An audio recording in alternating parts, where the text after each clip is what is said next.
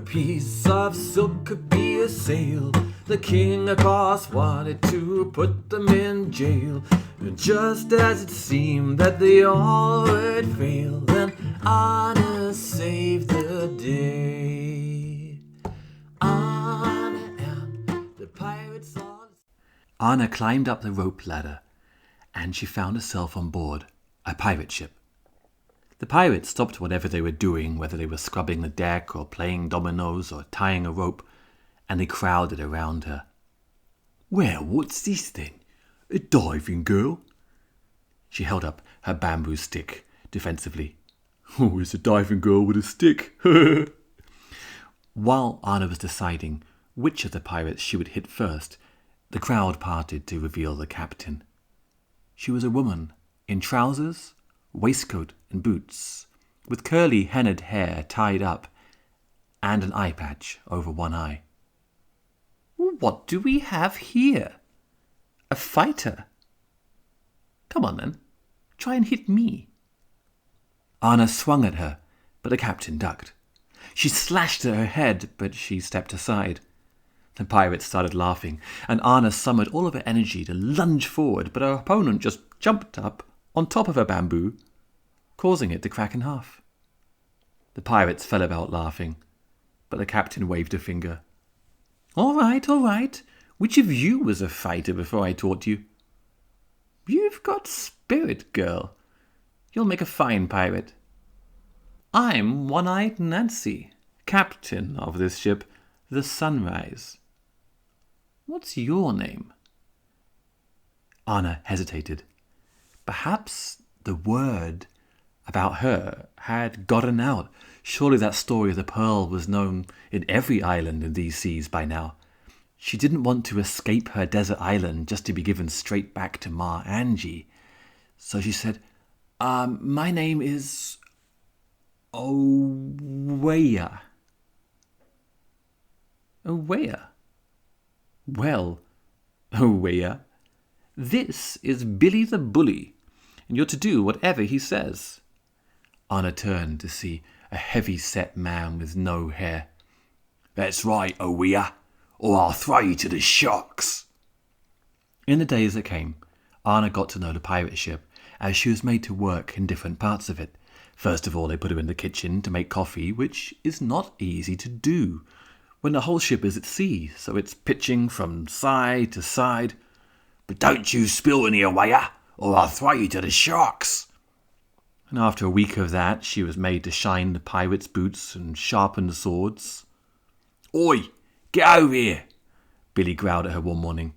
"I want to see my face in these boots, you understand? Otherwise, Oweya, I'll throw you to the sharks." Arna worked all day, and when the sun set, she just longed to fall asleep in the hammock, but each time she did, she was awoken, what seemed like minutes later, by a cold blade against her cheek. She looked up to see Nancy, the captain, who nodded that she should follow her up onto the poop deck, where she gave her sword lessons in the moonlight, showing her, not telling, but showing, how to stand with her feet apart, how to hold her head up high, how to move as lightly as a cat. Arna had never seen anybody who was as good with a sword as Nancy. It was like an extension of her arm. And on the very first lesson, perhaps just to demonstrate how proficient she was with the blade, with one sweep of her sword, she cut off all of Arna's hair, whilst leaving her entirely unharmed. Arna was made to work hard, but she felt curiously at home with the pirates. There were about 20 of them all in all, old and young, tall and short, of every colour of skin under the sun. They dressed in waistcoats and cotton trousers, skirts and bandanas. They wore boots or just went barefoot. It rather looked like they had just grabbed what they could as they ran past a market stall.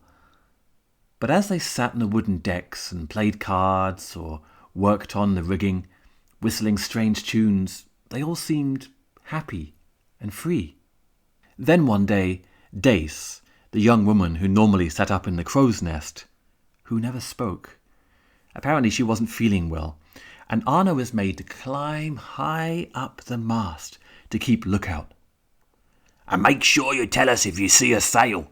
Any kind of sail, or warrior, understand? Otherwise... Yes, I know, you'll throw me to the sharks. That's right, Awua. I'm starting to like you. Up in the crow's nest, Arna could finally think a bit.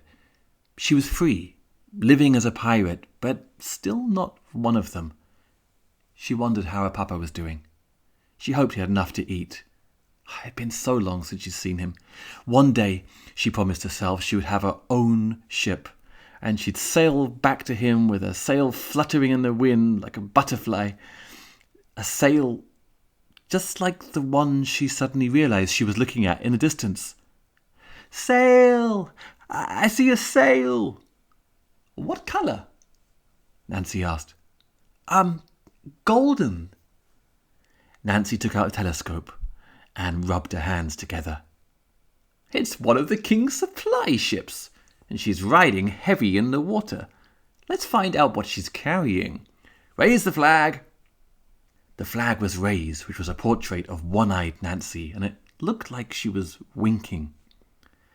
They closed in fast on the ship, as the Sunrise was far faster than any common supply ship after all, and the sailors on board looked terrified to see the pirates coming. Their faces turned white. They'd heard stories of how the pirates commonly ate their victims, and they were so scared they didn't put up a fight at all. And they were quite relieved to find that the pirates had no interest in hurting them, but just took away all the boxes that they were carrying. Well, back on the Sunrise, as they sailed away, they discovered they had looted a merchandise of fine silks and cottons. The pirates immediately began to plunder their treasure. "Ooh, new trousers for me.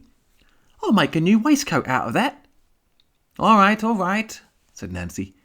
"Take what you need, the rest will sell." I'm sorry to interrupt the party," Arna called from up in the crow's nest, "but..."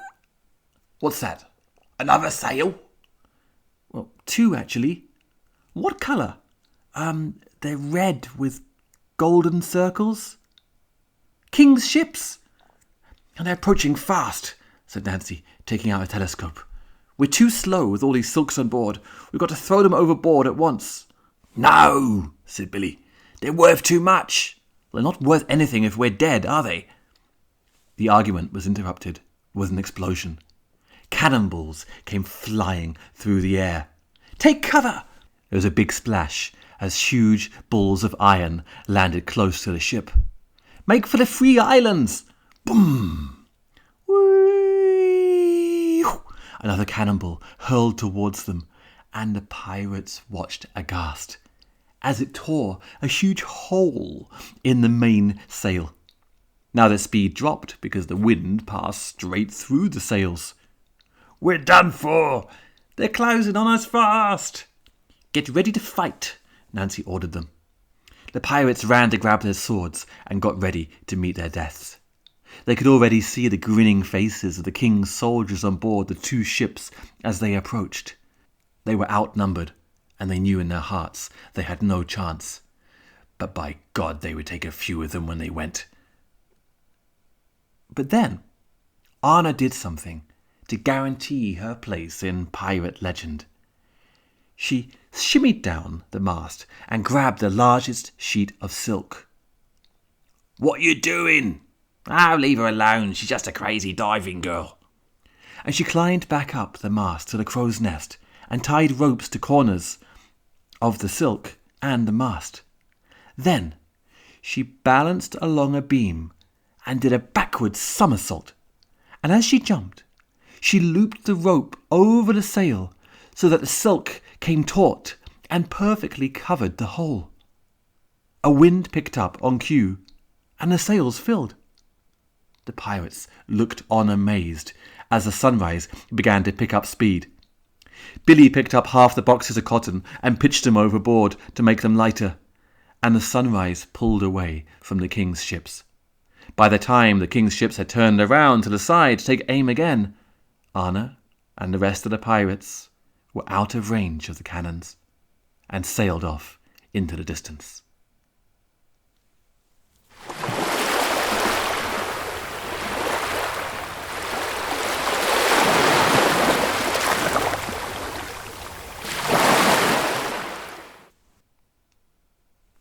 In the next episode, the pirates go to town and Arna learns why they're more than happy to steal from the king. My name is Tom Thumb. I hope you're enjoying these stories. Tell all your friends about them. Arna and the pirates all at sea. Oh, Arna and the pirates all at sea. Arna and the pirates all at sea, and they'd never come home again. Oh, they'd never come